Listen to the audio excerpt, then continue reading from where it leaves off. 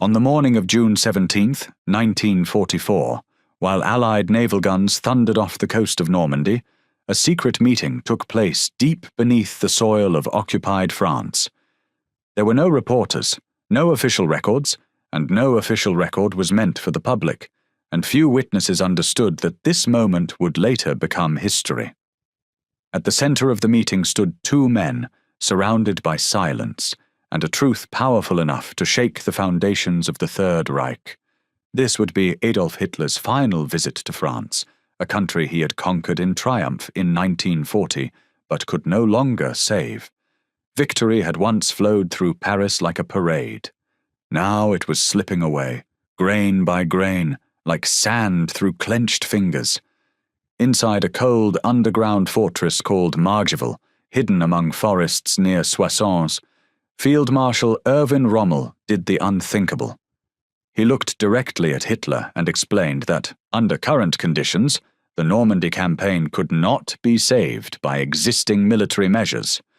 The port fortress of Cherbourg would fall within a week. The German front would collapse unless forces withdrew beyond the range of Allied naval guns.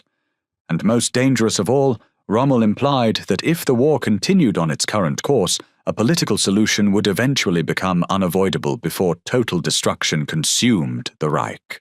His response was immediate and furious. Every major request Rommel made was rejected. Instead, Hitler demanded what he called fanatical resistance on all fronts, a phrase that sounded powerful but offered no solution. Then he turned his back and left France forever. The meeting brought no strategic change to the battlefield, but it permanently altered Hitler's relationship with his frontline commanders, but it revealed everything about why Germany was losing the war in the West. By June 17th, 11 days after D-Day, the outcome in Normandy was already becoming clear to anyone willing to face reality. What made this encounter matter was not its immediate effect, but the fatal divide it exposed inside Germany's command structure. On one side stood battlefield reality, exhausted field marshals who had seen the overwhelming industrial and military power of the Allies with their own eyes. On the other side stood ideological fantasy, a leader who believed personal willpower could overcome tanks, fuel shortages, and air superiority. Rommel entered that bunker as a pragmatic soldier who understood that courage sometimes means speaking uncomfortable truths. Hitler entered believing that loyalty and belief could replace material strength. When these two worldviews collided beneath Margival, the explosion created no fire or smoke, but it sent shockwaves through the highest levels of German command. And just 4 months later, those shockwaves would help seal Rommel's tragic fate.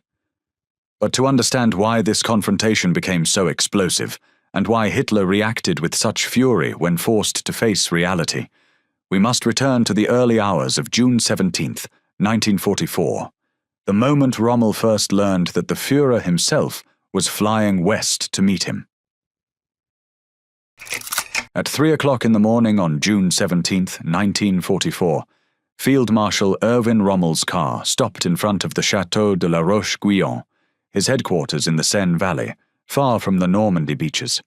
Mud and dust covered the vehicle, clear signs of the exhausting inspection tour Rommel had just completed. For 21 hours, the 52-year-old field marshal had driven across the shattered Cotentin Peninsula, moving from one damaged division to another. He saw burned vehicles along the roads, coastal defenses torn apart by naval gunfire, and exhausted soldiers hiding from Allied fighter bombers that ruled the sky. Most alarming was the steady American advance that was cutting off the Cotentin Peninsula and isolating German forces near Cherbourg. Rommel was exhausted, both physically and mentally, but rest was not an option. His chief of staff, General Hans Speidel, was waiting with urgent news. Rommel was ordered to report to Battle Headquarters W2 at Margival by 9 o'clock that morning, where Field Marshal von Rundstedt would also be present, and the unusual urgency suggested that an important decision was about to be made. By 3:30, Rommel was back on the road, driving through the darkness with no sleep and no time to prepare. In just a few hours, he would face the most powerful man in Germany and explain a reality Hitler did not want to accept. What Rommel had seen was clear. The Allies were landing 2 to 3 full divisions each week, bringing endless men and supplies. German reinforcements arrived slowly, weakened by air attacks even before reaching the front. The balance of numbers was hopeless. Even worse was Allied air power. German soldiers called enemy fighter bombers Jabos, aircraft that attacked anything that moved. Supplies could travel only at night, and even then, danger remained. During the day, troops hid and waited. Naval gunfire added to the nightmare. Heavy shells from Allied warships struck targets far inland, guided by spotter aircraft. Any attempt to gather German armor for a counterattack was quickly destroyed by guns that could not be answered. Rommel concluded that effective fighting was almost impossible. Frontline troops were shaken, morale was collapsing, and confidence in counterattacks was fading. Survival had become the only goal. The Allied operations reflected a methodical approach often associated with Montgomery, as heavy bombardment was followed by slow and well-supported advances. Heavy bombardment followed by slow, supported advances. There was no drama, only pressure, and Germany was losing a war of resources. As Rommel drove toward Margival, he knew he would have to tell Hitler that Normandy was not a temporary crisis. It was a strategic disaster that required change, and Hitler had always refused such change. Meanwhile, Hitler was traveling west, flying from Germany on a special aircraft before continuing the journey by train and armored car, which reflected the growing danger in the air, a sign that even the Luftwaffe could not control the skies. The journey ended at Margival early that morning, and Hitler arrived before the scheduled meeting later that day. Rommel and von Rundstedt reached the site just before 9, stepping out of their cars with no time to rest, facing a meeting that would define the future of the campaign. Wolfsschlucht II, Wolfsgorge II, sat tucked into a sheltered valley outside the village of Margival, approximately 90 kilometers from Paris and some 250 kilometers from the Normandy battlefields. It was one of roughly 18 Führer headquarters, elaborate Führer headquarters built across occupied Europe, constructed between 1942 and 1944, by a massive labor force of around 22,000 workers, who had poured roughly 250,000 cubic meters of concrete into this remote French valley. The complex sprawled across a carefully camouflaged landscape. Hundreds of offices, garrison rooms, and guest quarters filled the underground installations, each appointed with thick rugs and new maple furniture. Engravings looted from Parisian art shops hung on concrete walls, and bootjacks could be found in every wardrobe. Small touches meant to provide comfort in what was essentially a vast underground fortress. The larders held tons of provisions: canned meat and cherries, sugar and tinned asparagus, enough to sustain Hitler's headquarters staff for months if necessary. Above ground, the camouflage was elaborate and extensive. Acres of netting concealed the installations from aerial reconnaissance. Railway tracks leading into a train tunnel had been painted rust red to simulate disuse, suggesting abandonment rather than active military use. Potemkin farmhouses, barns, and pig pens dotted the surrounding landscape, false structures designed to look authentic from the air. Even a grove of fake trees had been planted to hide gun batteries positioned on an adjacent ridge. Locals had given the place a nickname that captured its aura of menace: the most forbidden place in France. For 2 years, construction had proceeded under conditions of absolute secrecy, with workers forbidden to speak of what they were building and security forces maintaining a perimeter that kept curious civilians far away. The irony of Margival was palpable. Margival was planned with the Sea Lion scenario in mind as early as 1940, but major construction did not truly begin until 1942. It was designed as a Western Front headquarters, even though the invasion of Britain never became realistic, a monument to ambitions that would never be realized. Now, in June 1944, it was being used for the first time, not to plan the conquest of England, but to discuss how to prevent the loss of France. An inconspicuous tea-house sat atop the Führer's personal bunker, offering a fine view of Soissons Cathedral 5 miles to the south. In more peaceful times, it might have been a pleasant spot for contemplation. On this particular morning, however, there was no time for such leisure. When Rommel and von Rundstedt arrived at Margival, SS guards subjected both field marshals to thorough searches before allowing them into the complex. For men of their rank and reputation, this security procedure must have felt humiliating, a reminder that in Hitler's Germany, trust was a luxury no one enjoyed, not even the most decorated military commanders. But this was standard protocol in the Führer's paranoid security regime, and neither marshal would have protested. The guards led them through the underground corridors to a stark room where Hitler awaited them. The chamber was decorated only with a green tile fireplace and a bas-relief of Napoleon.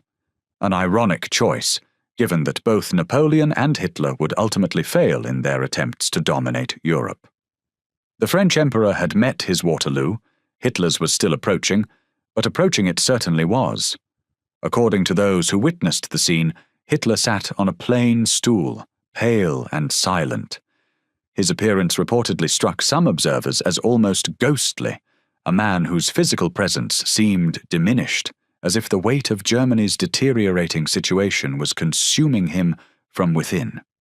Yet his eyes, they said, still burned with that peculiar intensity that had intimidated so many subordinates over the years.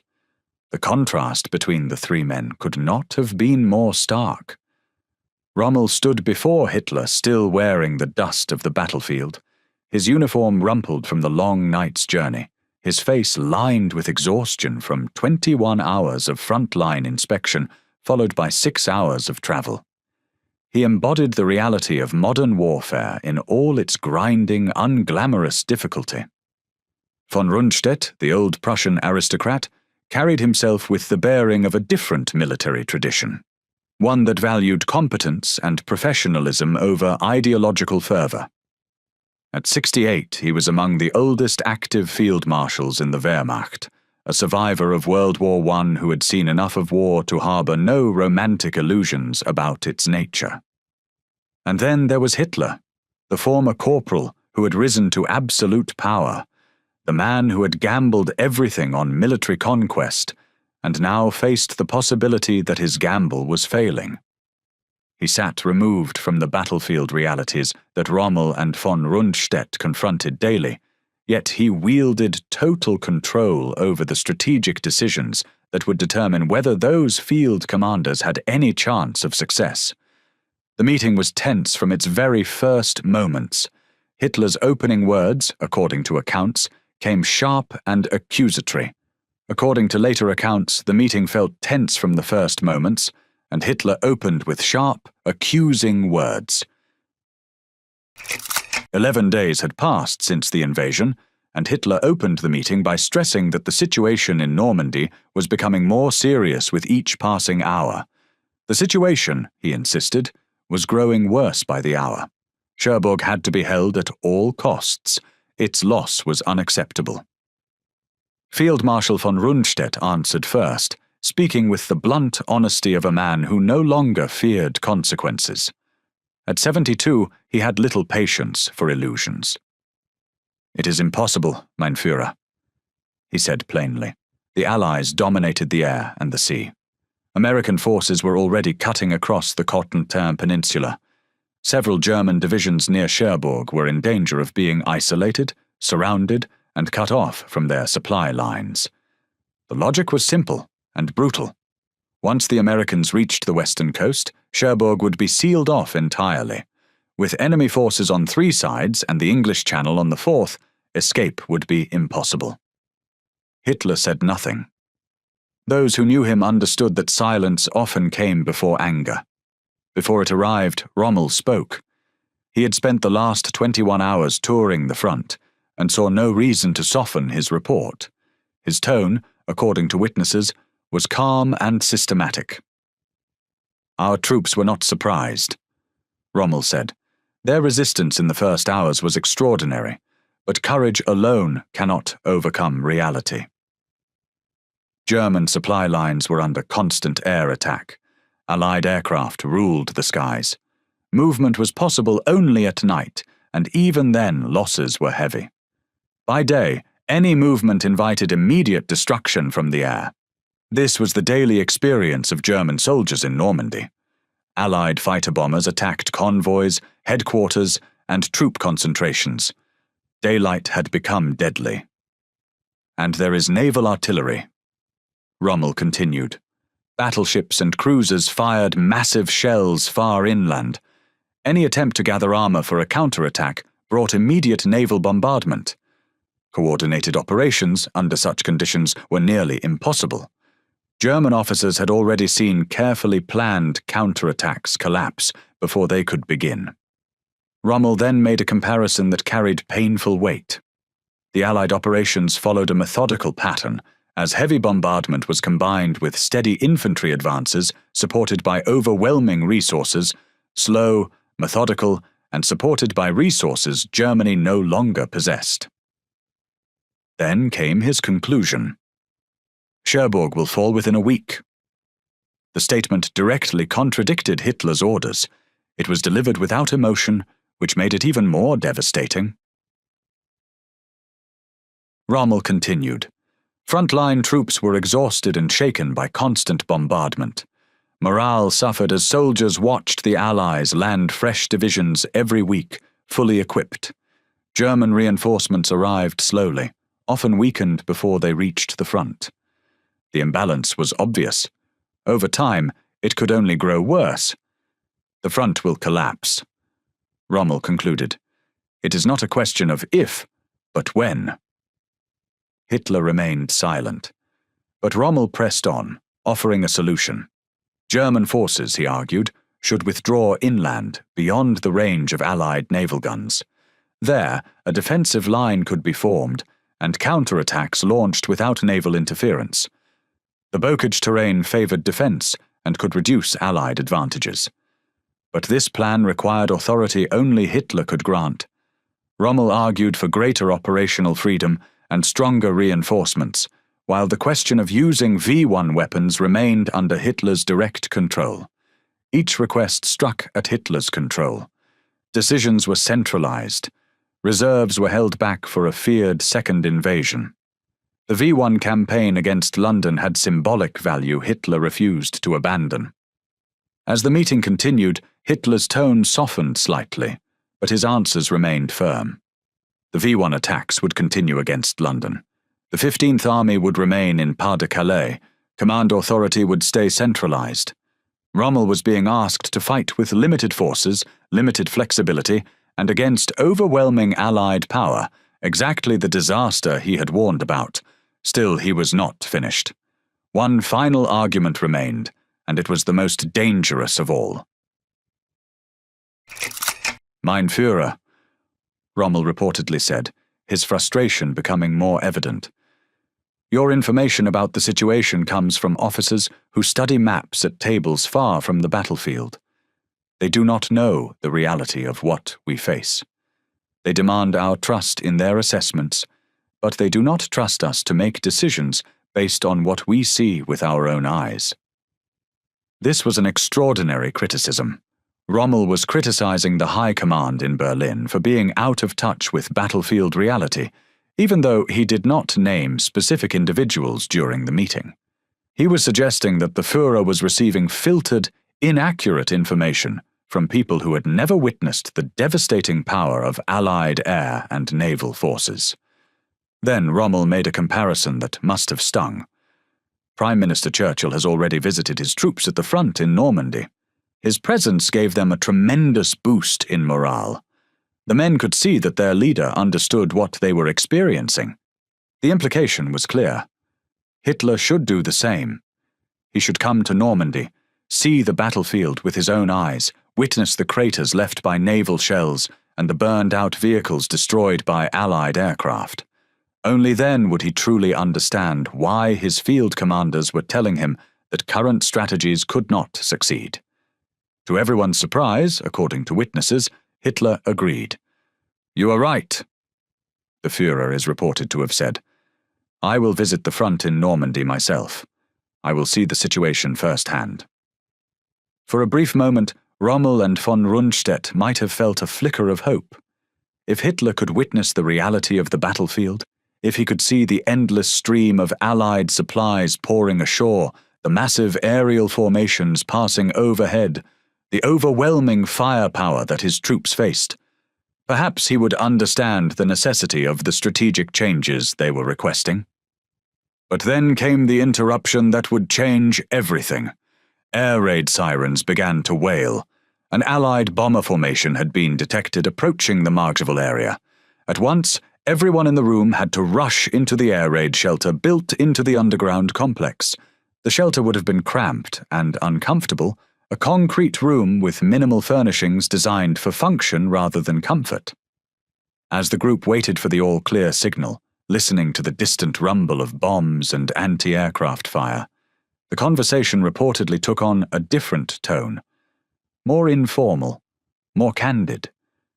In this confined space, with the sounds of war literally overhead, Rommel apparently spoke more openly about Germany's strategic situation. According to post-war accounts from participants, he discussed the broader picture, the impossible task of defending on all fronts simultaneously, the overwhelming material superiority of the Allies, the deteriorating situation in the east where Soviet forces were preparing a massive summer offensive. Then, as the accounts relate, Rommel said what very few German officers dared to articulate. The war cannot be won. It would be better to negotiate peace now, while we still have some bargaining position, rather than fight on until Germany is completely destroyed. This was treasonous talk by the standards of Germany. To suggest that the war was lost, that negotiations were necessary, these were thoughts that could lead to arrest, trial, and execution. But Rommel apparently felt that someone had to speak the truth, and if anyone had the standing to say such things to Hitler, it was the Desert Fox himself. Hitler's reaction, according to witnesses, was immediate and furious. His face reportedly flushed red as he responded, "Negotiations are impossible. First, because I myself do not want them. I will never negotiate with our enemies. And second, because even if I wished to negotiate, the Allies have made it clear they will accept nothing less than unconditional surrender. They seek Germany's complete destruction and subjugation. There can be no conditional surrender, no negotiated peace." The Führer's words reflected a fundamental truth about the strategic situation. At the Casablanca Conference in January 1943, President Roosevelt and Prime Minister Churchill had publicly committed to accepting only unconditional surrender from Germany. This declaration had eliminated any possibility of a negotiated settlement, short of total defeat. Now everything depends on fanatical resistance on all fronts. Hitler reportedly concluded, "This is not the time for defeatist talk about negotiations. Do not concern yourself with political matters. Your responsibility is purely military. Focus only on stopping the invasion in Normandy." These words clearly revealed Hitler's position during the meeting, and they left a lasting mark on his relationship with Rommel. The message was brutally clear. Speak about military operations if you must, but never again suggest that the war cannot be won. Such talk would not be tolerated. When the all-clear sounded and the group emerged from the shelter, the meeting had effectively ended. According to later accounts, the meeting ended later in the day after several hours of discussion. Rommel and von Rundstedt prepared to return to their respective headquarters, carrying very different impressions of what had just occurred. Despite the harsh words exchanged underground and Hitler's rejection of his key requests, Rommel apparently left Margival with what his naval advisor, Vice Admiral Friedrich Ruge, later described as a small glimmer of hope. Two things encouraged him: Hitler's promise to visit Normandy and the Führer's visible enthusiasm for what he called Germany's wonder weapons. During the meeting, Hitler spoke enthusiastically about the early use of the V1 weapons against London and expressed strong confidence in their psychological impact, which had begun only 4 days earlier. He spoke eagerly about the fear these weapons would create, and suggested that continued attacks might weaken British morale and force Churchill to reconsider unconditional surrender. Hitler also pointed to other projects that, in his mind, would change the war's direction. The Me-262 jet fighter would soon dominate the skies, he claimed, while the V-2 rocket and other secret weapons would soon follow. In a letter written around this time to his wife Lucy, Rommel referred to long-range weapons as a possible source of relief and described Hitler as polite and attentive, and described Hitler as cordial and aware of the situation's seriousness. These words reveal a degree of wishful thinking. Hitler had rejected every major request and forbidden any talk of negotiations, yet Rommel wanted to believe the meeting had mattered. Von Rundstedt felt otherwise. According to his staff, he considered the conference a complete waste of time. He had gained no reinforcements, no freedom of action, only promises of technological miracles and orders to continue fighting under impossible conditions. The contrast reflected their temperaments. Rommel still hoped reason might prevail, while von Rundstedt understood that ideology, not logic, guided Hitler's decisions. That afternoon, as both men drove away, a V-1 flying bomb malfunctioned. Instead of heading west toward England later that day, a V-1 flying bomb malfunctioned and exploded within the region, an incident that highlighted the dangers and unpredictability of the new weapons. General Jodl urged immediate departure. Reports of increased resistance activity added urgency. Later that day, Hitler cancelled his planned visit to Normandy and left France, and he would not return there again for the remainder of the war, leaving behind conquest, retreat, and a war slipping beyond his control. The field marshals Hitler left behind, Rommel and von Rundstedt, would have to fight the Battle of Normandy without the support, reinforcements, or strategic flexibility they had requested. They would have to make do with the forces they had, under the constraints Hitler had imposed, knowing that their warnings had been heard but ignored. Events moved swiftly in the days following the Margival meeting, and every development confirmed the accuracy of Rommel's predictions. On June 26th to 27th, 1944, Cherbourg fell, and the German garrison surrendered to American forces. The fortress city surrendered to American forces. Major General J. Lawton Collins's 7th Corps cut off the Cotentin Peninsula, and the German forces defending Cherbourg were isolated, isolating the 4 German divisions defending Cherbourg. Despite orders to fight to the last man, despite Hitler's insistence that the fortress be held at all costs, the garrison commander recognized the impossibility of his situation and capitulated. Rommel's prediction had been within a week. The actual timeline was 9 days. For a military operation of such complexity, this was remarkably accurate, close enough to demonstrate that Rommel had understood the situation far better than the officers studying maps at OKW headquarters. Capturing Cherbourg gave the Allies an important deep-water port, but the Germans had heavily demolished the facilities, so repairs took time.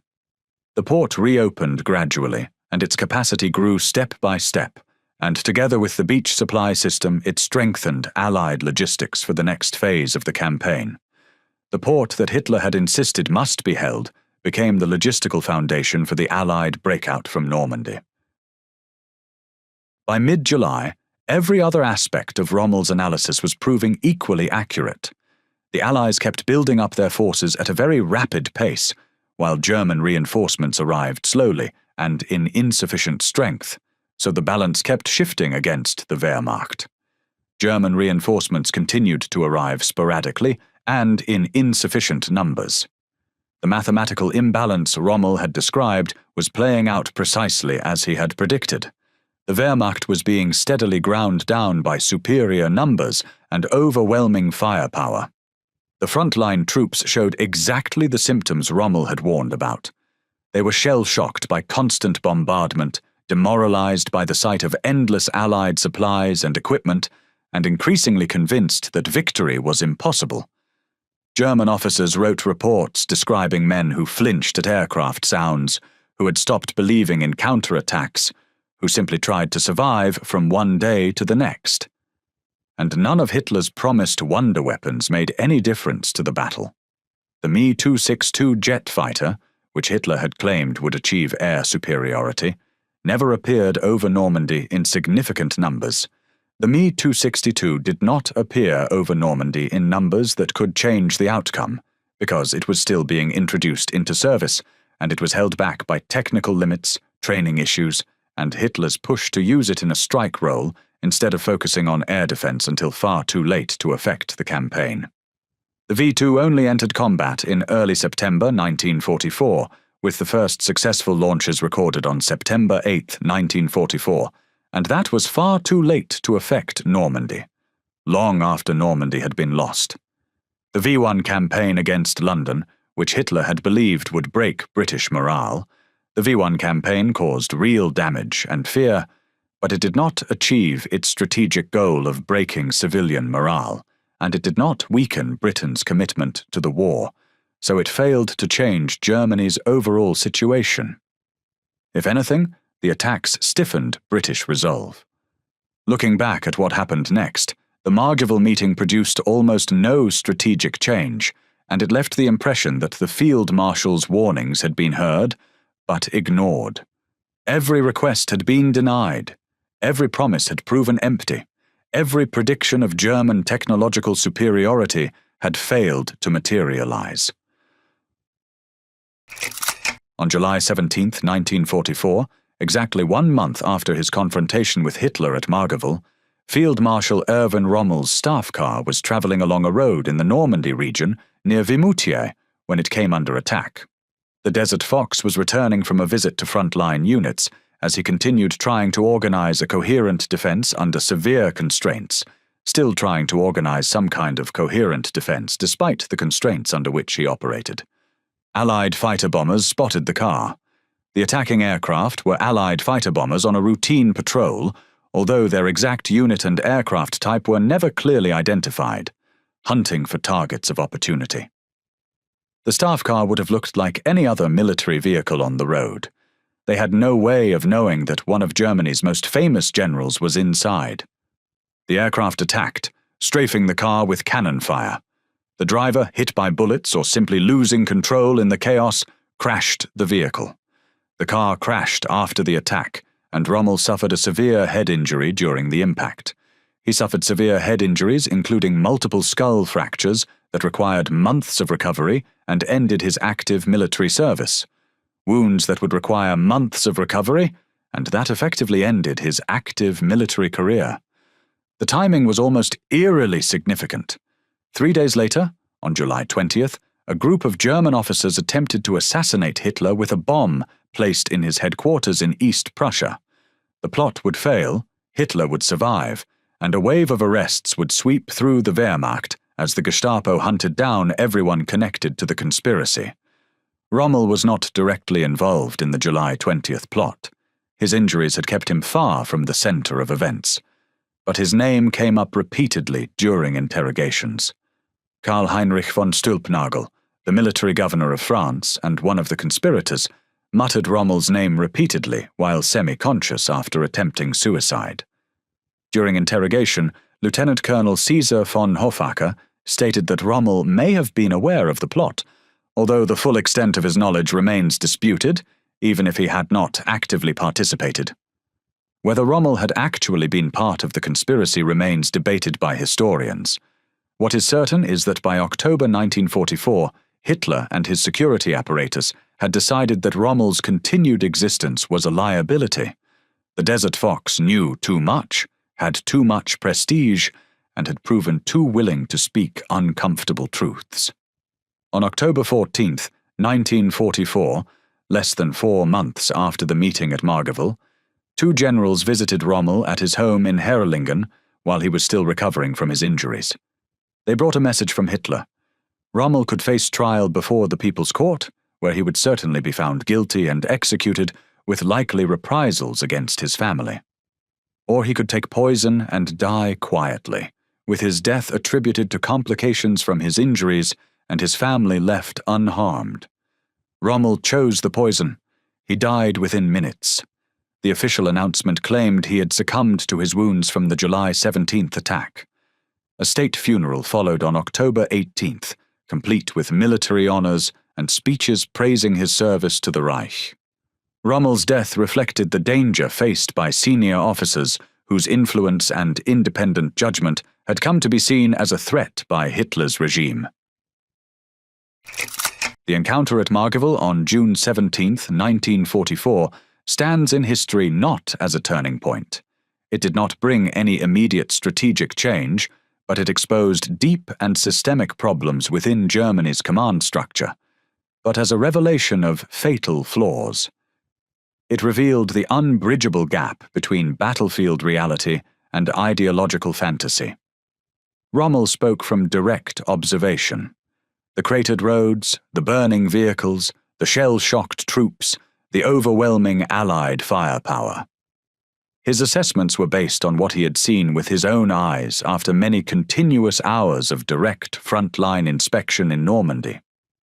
Even though Hitler was physically present at Margival, he still spoke like a leader accustomed to directing the war from a distance, relying on reports filtered through layers of bureaucracy, and the natural human tendency to tell leaders what they want to hear. The meeting exposed Germany's fundamentally dysfunctional command system. Field marshals like Rommel and von Rundstedt both recognized that the existing approach was leading toward defeat and that more flexible strategic adjustments were needed, even if they did not always agree on every detail. Flexible responses to Allied moves, but they lacked the authority to implement their own tactical insights. Hitler controlled strategy from afar, making decisions based on political and ideological considerations rather than military necessity. It demonstrated the dangerous allure of technological solutions to strategic problems. Hitler's faith in wonder weapons, the Me-262, the V-1, the V-2, and other projects, allowed him to avoid confronting the fundamental imbalance of forces. He believed that German engineering genius could compensate for Allied numerical superiority and massive industrial capacity. This belief was not entirely irrational. Germany did produce some remarkable weapons during the war, but it was ultimately insufficient. No amount of technological sophistication could overcome the basic mathematics of the situation. Most tellingly, the meeting revealed the complete impossibility of a political solution to Germany's predicament. Rommel's implication that purely military solutions might no longer be sufficient was not just rejected, but treated as near treason. Hitler's refusal even to consider the possibility of a negotiated settlement, combined with the Allies' commitment to unconditional surrender, meant that the war could end in only one way: Germany's total defeat. For Rommel personally, the meeting at Margival marked a point of no return. He had spoken truth to absolute power and lived, but he had also learned that speaking truth to Hitler was ultimately futile. The Führer did not want to hear about military realities that conflicted with his vision of eventual victory. This experience deepened Rommel's disillusionment, and within that broader context, he gradually moved closer to those seeking to end Hitler's rule. The tragedy of Rommel was that he combined tactical brilliance with a certain political naivete. He believed, perhaps longer than he should have, that Hitler could be persuaded by facts and logic. His letter to his wife after the meeting, expressing hope that Hitler might finally grasp the seriousness of the situation, even though that hope would soon prove fragile, showed touching faith in rational persuasion. But Hitler operated on a different plane entirely, one where ideology and willpower trumped material circumstances. June 17, 1944, marked a moment when Erwin Rommel openly warned Adolf Hitler about the reality in Normandy, and Hitler's refusal to accept that assessment reflected deeper problems that would later lead to Germany's defeat in the West. From a military perspective, the meeting at Margival produced no meaningful strategic changes, although it confirmed Hitler's existing decisions and limits on operational freedom. No reinforcements were authorized, no strategic changes were approved, no flexibility was granted. Rommel left with empty promises about wonder weapons and a commitment to visit the front that would never be fulfilled.